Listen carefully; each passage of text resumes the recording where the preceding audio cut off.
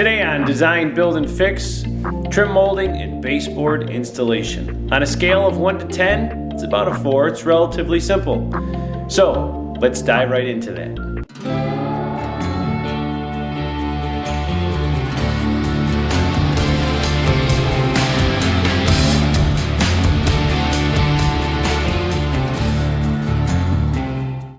It's time to install the trim that goes around the door. Now we have opted, instead of using the 2 3/8 inch molding, we're actually going to go to the 3.5 inch wide molding.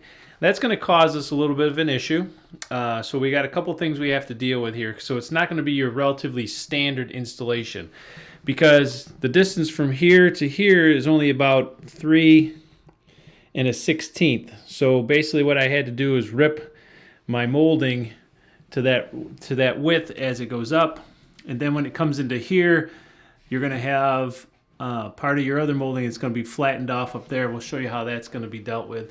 And the other issue that we're going to deal with is this one over here, is because at 3.5 from here it butts up right tight to this faceplate, so we're going to have to deal with that also.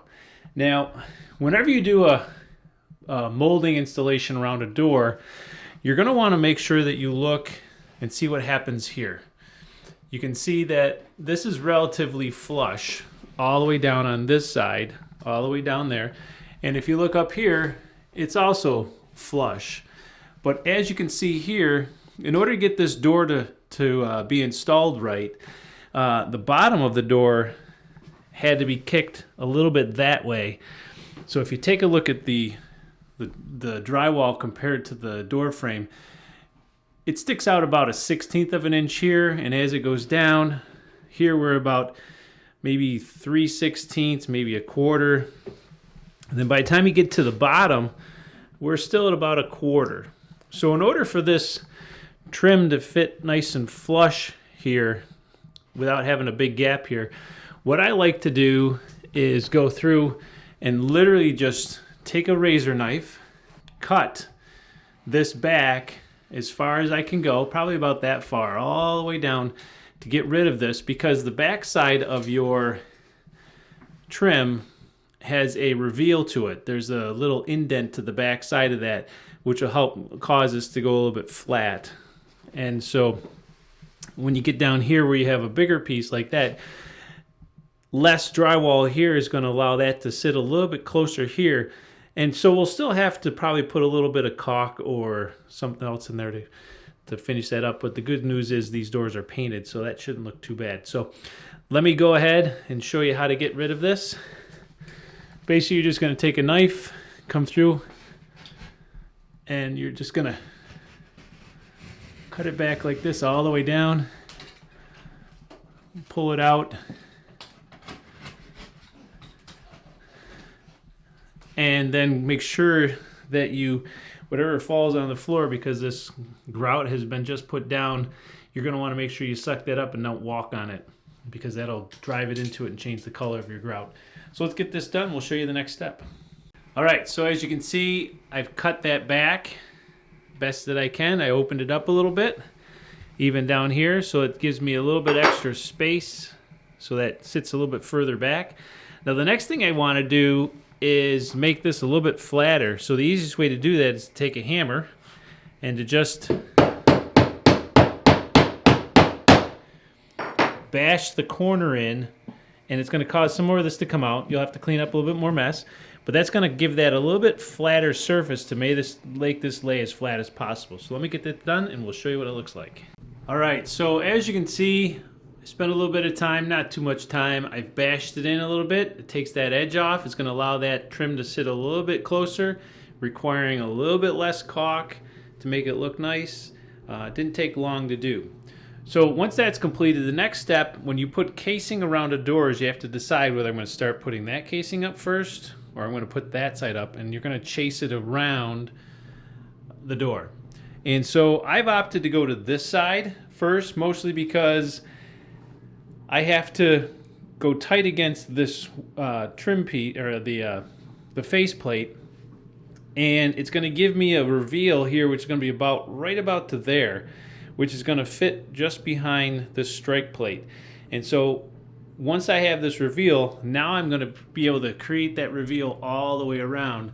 And so I'm going to start with this side, get that cut, go across the top, and then put that down. We'll show you how that looks like. All right, so what I've done is I've taken a scrap piece and placed it in there to know that it's tight there, and I can see that I have about 1/8 of an inch reveal here. So I'm going to have to make sure that I get an 1/8 inch reveal all the way around. So now that I know that my reveal is 1/8 of an inch, I'm going to measure from the floor all the way up to this point right here, and then add on 1/8 of an inch, which is going to give me an 1/8 inch reveal across the top. Okay, so I got this piece cut. First cut, I square cut down there. Measured it to 80.5, which is going to give me a 1/2 inch reveal there. And it's staying in place because it's resting against the strike plate and this plate here. I'm going to move it back a little bit. But in order to put this up, I'm going to use a brad nailer. They do make a finish nailer. A finish nailer is what I use to put that hardwood floor down with. And I think that's a little overkill for this soft pine. So I'm going to use a brad nailer. It's going to require 2 size different nails. 1.25 inches first, which is going to go in here. It's going to go in this section here all the way up. And then at that point we'll change it out to a 2 inch. That's going to go through the 3/4 of an inch of the trim, and then 1/2 inch drywall, and still give us 3/4 of an inch that's actually going to go into the wood behind it. Okay, and so one thing you got to keep in mind is that if you're using wider trim, you probably have 3/4 of an inch here, and then you have 3 inches to where your stud is. So if I'm doing this, I'm looking at that, my stud probably ends here. So I'm going to put it closer to out here as opposed to out at this edge.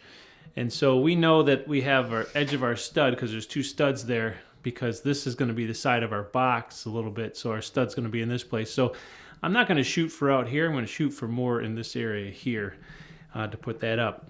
And what I always do is do the inside nails first, then change it out and do the outside stuff. Is I've taken my board and just rested it into place, because this is the one that is actually ripped to 3 1/16.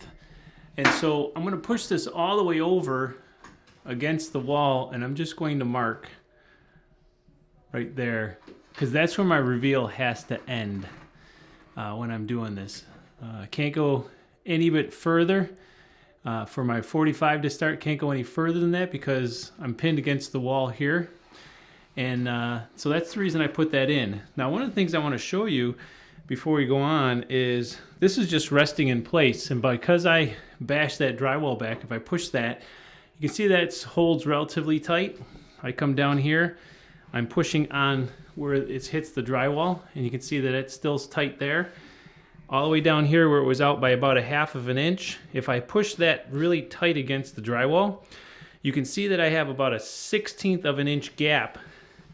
And even at the bottom, I got a little bit more. So it was sticking out a 1/2 inch, but now I have an 1/8.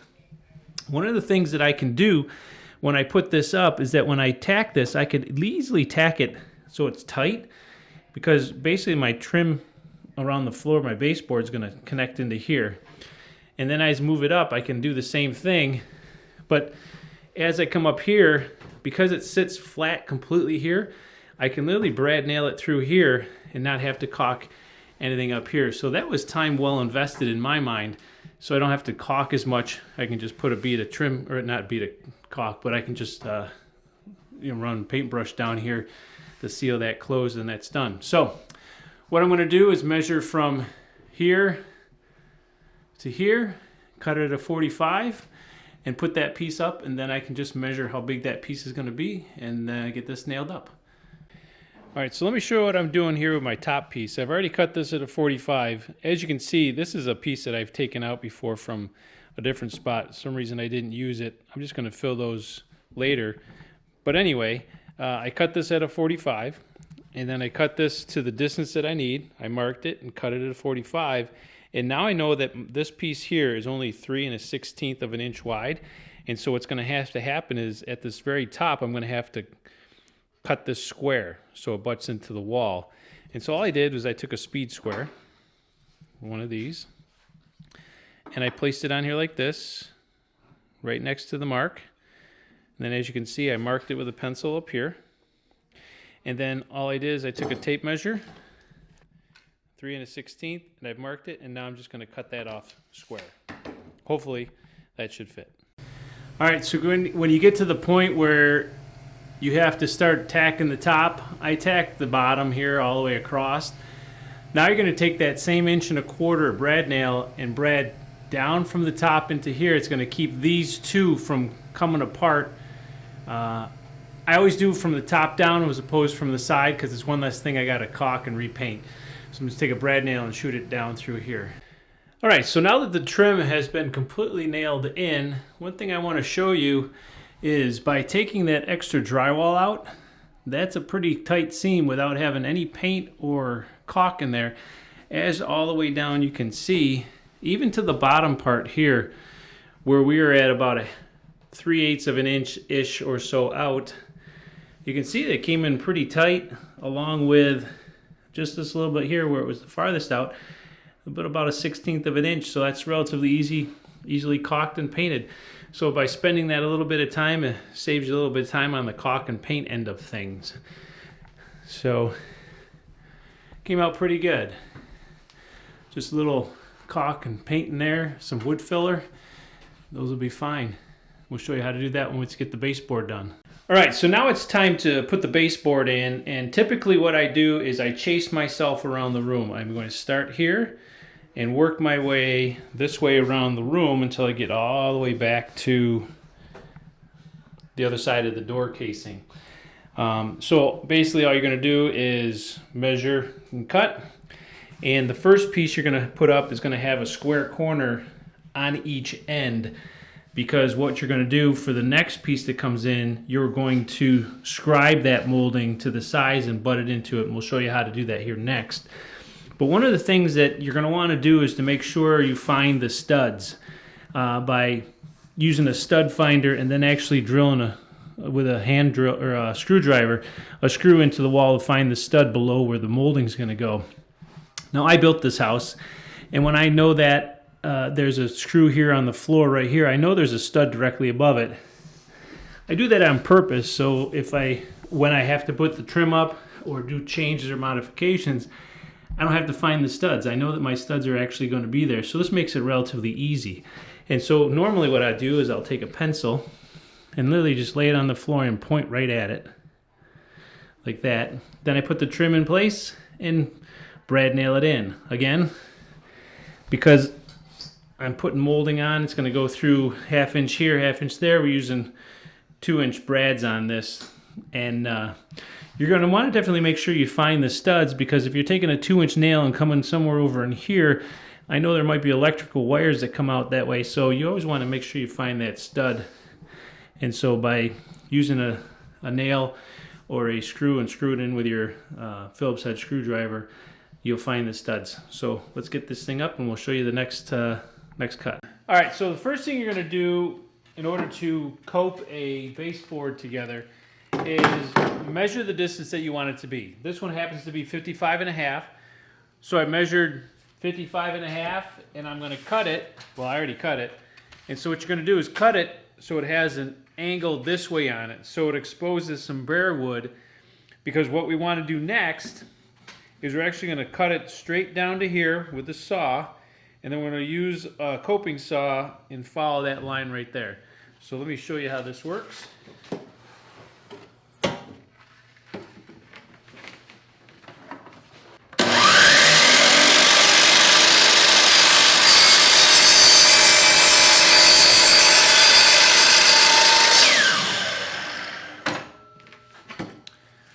So basically what I did is I cut it down to that point right there. This can come off. And now I'm going to lay it on the table, and I'm literally going to cut and follow this line with a coping saw. So here's what it looks like. All right, so now when you cut this, you're going to want to cut it at a back angle, kind of like that. It's going to give you less material here, so it allows it to sit a little bit nicer. And at this point here, I usually put my thumb on the top of it to leave that little, much of that white paint that I can.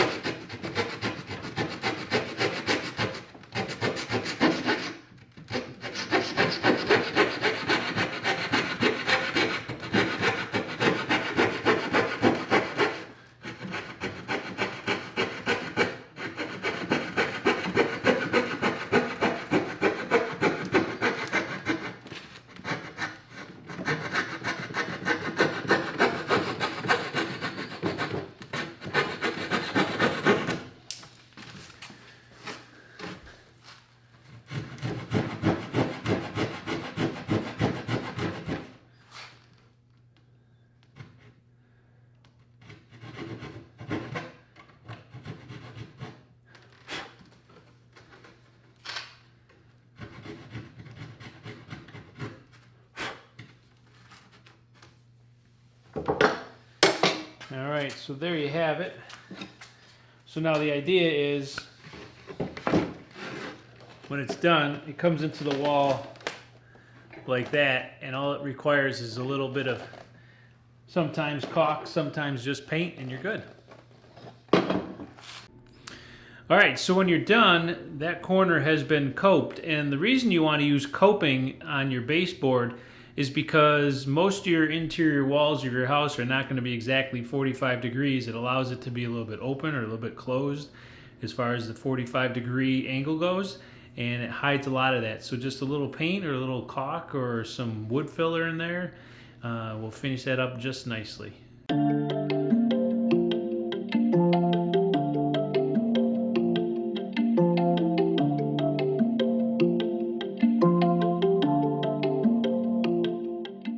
All right, so now that the baseboard is up, it's now time to put on the shoe molding, which goes down there, because what that's going to do is, if you notice, there's a little bit of a gap there between the baseboard and the tile there. There's none there.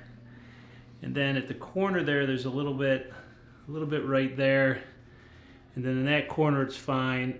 It's just basically the tile going up and down, and that big base molding cannot go up and down like that. So we're going to put a small piece of shoe molding on there, and that goes in the exact same way that the baseboard molding goes on. You're going to start in one corner, chase yourself around, scribe the corners, and that should do it. Now, do you absolutely positively have to do that? Well, the answer is no, but in my world, I think that looks like a job half done. So I would definitely make sure that I go ahead and put that shoe molding on. Now, the next thing after the shoe molding is getting everything all wood filled and then painted up for the last time. Now, when you do coping on a simpler shoe molding like this, which is 1/2 by 3/4, it gets a little bit easier because all you have to do is follow this line right here. It's relatively simple.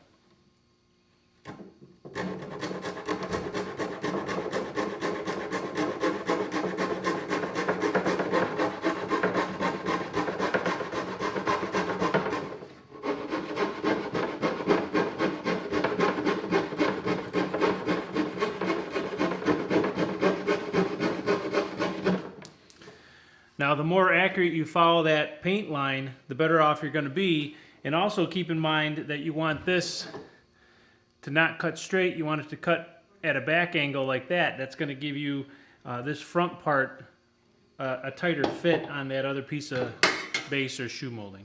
All right, so the baseboard and the shoe molding has been installed all the way around. Now, one of the things I wanted to show you that I didn't do when I put it in is, whenever you have a situation where shoe molding actually butts out high, comes out higher than it butts up next to, I almost always do, in here it's a straight cut, and then I do a 22.5 and then a 45 out here, and then I make sure I paint that. It kind of eases that corner. Now, I'm not a big fan of caulking molding to the drywall. Some spots it came out really pretty good, other spots it didn't. So I'm ultimately going to end up doing a little caulk and a paint on top of the caulk to make these things look a little bit better. Like this one here doesn't look so hot because I know if I'm sitting on the toilet, it's gonna bug me forever. So a little bit of wood fill for the nail holes, and as you can see, wherever you have a cope, which is this corner here, everything's been coped.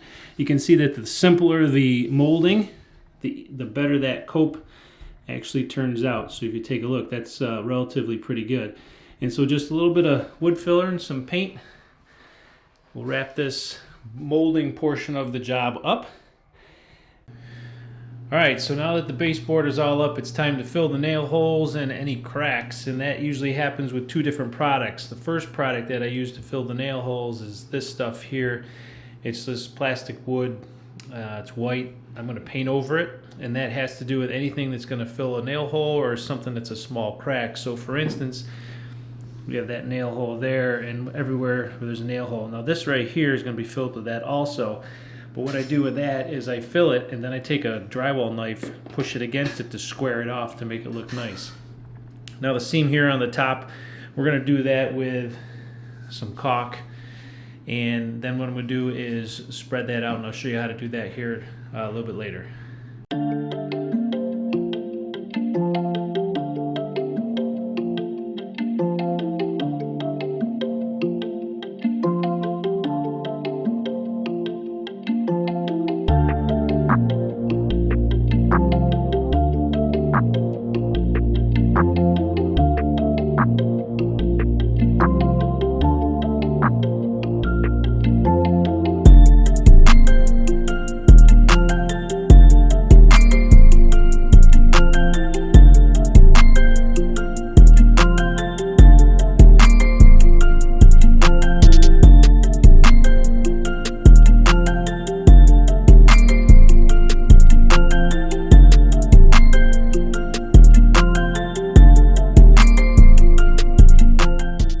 So the important thing to note is when you're doing this, when you're all done, by putting that filler here in the corner and then taking your drywall knife and pushing it in like that, it squares everything off.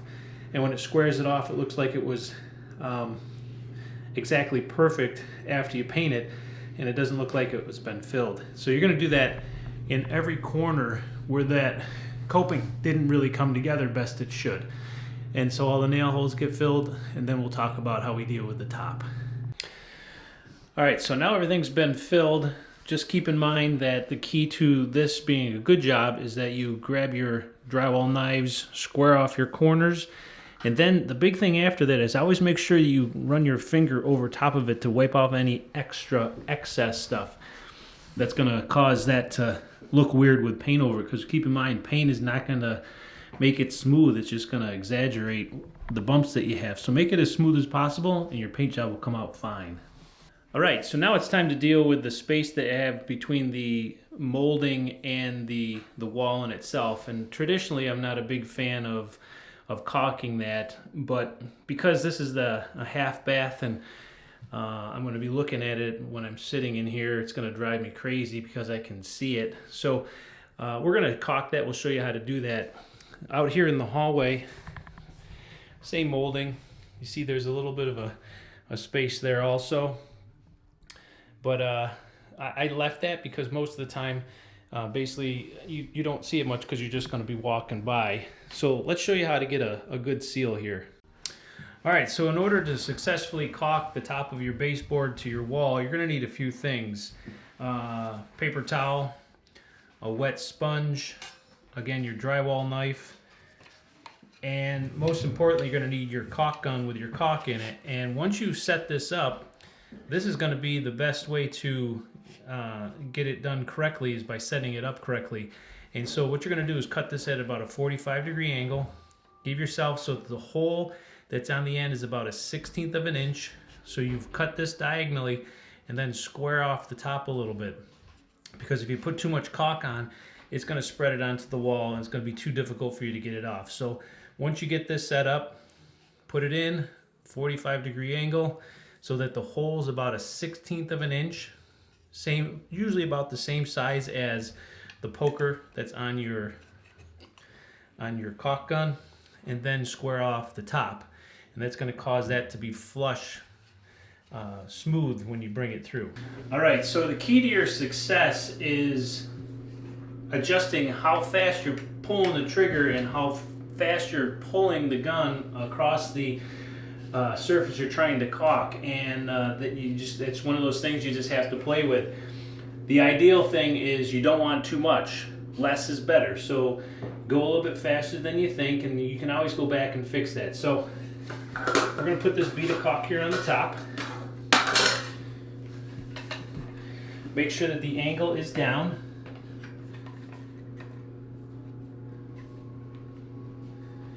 And just adjust your speed and how fast you pull the trigger based on what you're trying to achieve. If you notice that the space is getting bigger, you may have to squeeze harder. And if you don't get it everywhere the first try through, not a big deal. you're going to come back and feather that out anyways. Alright, so for me the next step is to take my drywall knife, put it against the wall, and then literally just push it down into it. That's going to square off. Let's see, get that to focus. That's going to square off that without having to go back and push it over again with your finger or anything. So he pushes it down. Now as you can see there, I have a little bit of a gap there, but not a big deal. I'll come back to that later. And as you can see, you're going to build up a little bit of stuff on your knife, and I can always come back to that spot here in a few minutes.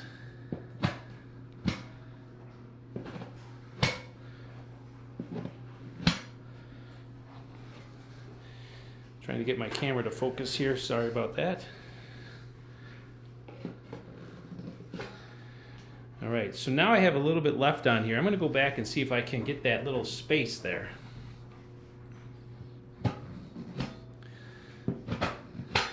Okay, so that doesn't look like it's going to work. So let me put a little bit more down. There we go. That actually looks like it's a really, really good caulk job without having to wipe it on with your finger. Now, if you do have an issue where you put too much on, what you're going to want to do is take your finger and just wipe it on there a little bit. Don't go too far, because if you get a whole bunch wound up on here, that's just going to spread it wider on the wall, and that'll be a problem. So just do a little bit at a time. A little bit, wipe it off.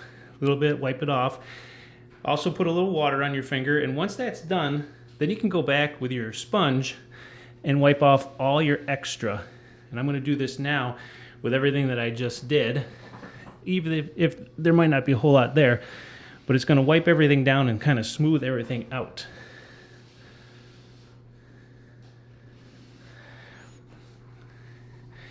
And that is relatively done. The only thing left to do is to put the last coat of paint on. So I'm going to finish this up by going around the rest of the room, and I'm going to do the same thing to over here on the wall. We have a gap, and I think I want to make that completely tight to the wall, just like the baseboard. And so I'll use the same method. Fill it, put my knife on it, square it off, then wipe it off with my sponge. Alright, so now that everything's been caulked and filled, now it's time to put your last coat of paint on. And keep in mind, the key to a good paint job is a good brush. If you're trying to cut things in, you want to make sure that it's an angled brush. And the second key is how much paint you actually put on the brush. If you put too much paint on the brush, it's going to spill over what you're trying to get onto, and it's not going to make your line as straight as possible. So, good brush, fair amount of paint, or the appropriate amount of paint, and you'll just have to judge for that. And wherever you put the caulk, you're definitely going to want to make sure that you paint it, just because over years that caulk will actually turn yellowish. So you're going to want to make sure you cover that up with paint. So the last thing I want to show you is I did caulk the corner, went all the way down, and it was pretty wide here at the bottom, so I'm going to let that dry and go over it one more time with caulk, and then at that point I can paint it. Now when I do this, because I'm going to paint my trim that I just put up, I'm definitely going to want to make sure I paint this line. So I'm going to take my hinges out and then paint that up. Alright, so here's the finished product for the baseboard molding installation. There's what the door frame came out and looked like. As you can see, we have the seam against the wall, came out pretty good. Then you come down here to the floor where we have that caulk joint in the corner, came out pretty well. Most of the nail holes have disappeared, can't really see them. Corners came out pretty good. And the process continues all the way around. So, there's the baseboard installation. Thanks for watching. If you liked the video, consider leaving a comment and subscribe to the channel. If you haven't seen our 3-video series on hardwood flooring installation, I've left those links down in the description below. Hope to see you there.